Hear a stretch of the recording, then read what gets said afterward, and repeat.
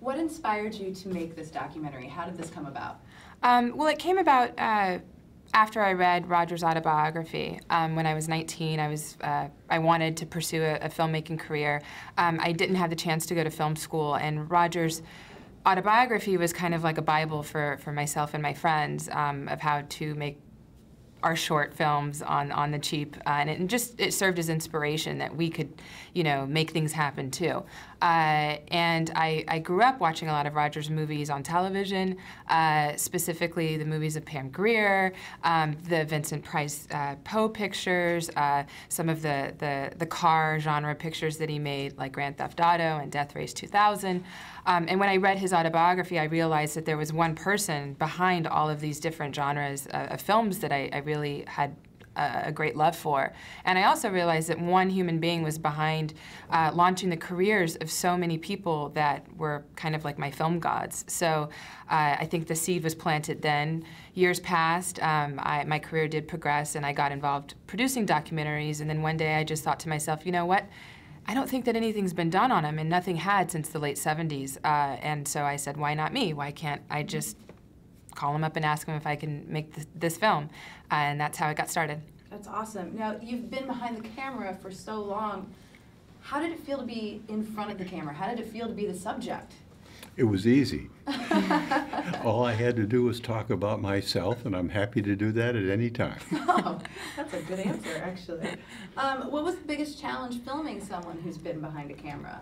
Oh, that was challenging from time to time. I mean, from the get-go, Roger was always very respectful and very clear about, you know, Alex, this is your film. You do what you want. He never really got involved with what I was shooting. But every now and then he would have tips of like, oh, you know, it would be interesting if we shot it this way, or, you know, did that. But he's a filmmaker, and it's in his blood. And filming and interviewing a bunch of other directors and filmmakers, it was the same thing. You know, sometimes they would question where my camera was.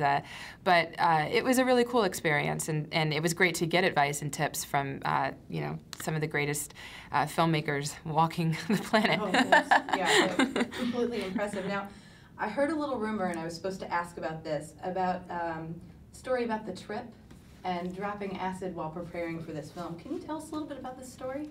Well, as a conscientious director, I always prepared and did research for my subjects. And the trip was about LSD, and I felt I must drop acid and find out what this is all about. The only problem was I had a wonderful trip, and I thought if I make a picture about my own trip, it's going to be just a pro-LSD picture. So I talked to everybody else I knew who had had various trips, and Jack Nicholson wrote the script, and we incorporated sections from many well-known people that I won't go into today who had bad trips, and we put it all together. Oh, that's awesome. You have such an amazing film legacy. What are you most proud of? I don't know that I would pick any one thing that I'm particularly proud of. I'm pleased with the films I made, and also with the number of filmmakers who started with me. You were in town. I'm originally from St. Louis. I just moved here 4 months ago. You were in town for the Vincentennial. What did you think? Well, first, I loved St. Louis. My wife is from St. Louis, and we saw the Arch and various parks and so forth. And my father is from St. Louis. He went to Washington University there. But I thought also, in regard to the Vincentennial, that it was very well put together. Vincent Price is from St. Louis. Weirdly enough, he's known as a rather sophisticated, and some people might say effete, actor. As I looked through the research and the things they had done for the Vincentennial, he was on his high school football team, and I never would have thought, that Vincent had played football. Oh yeah, that blew me away as well. Well, what projects are you working on next? I'll let him answer that first. Okay. Well, I'm starting a picture in January in China called The Undead. It was originally called Ghost of the Imperial Palace. But the Chinese censors said, and I didn't know there was a censor, the censors said that ghosts are a primitive superstition and China is a modern country and they cannot allow pictures to be made about ghosts. So I was thinking, Spirit of the Imperial Palace. I finally said, okay, let's just call it The Undead for the moment, and at a later date we'll figure out what the real title is. Sounds great. I'm currently, I made another documentary this year, right after we came home from Sundance, on street art and graffiti, the street art and graffiti show that was at the MoCA Museum downtown here in LA.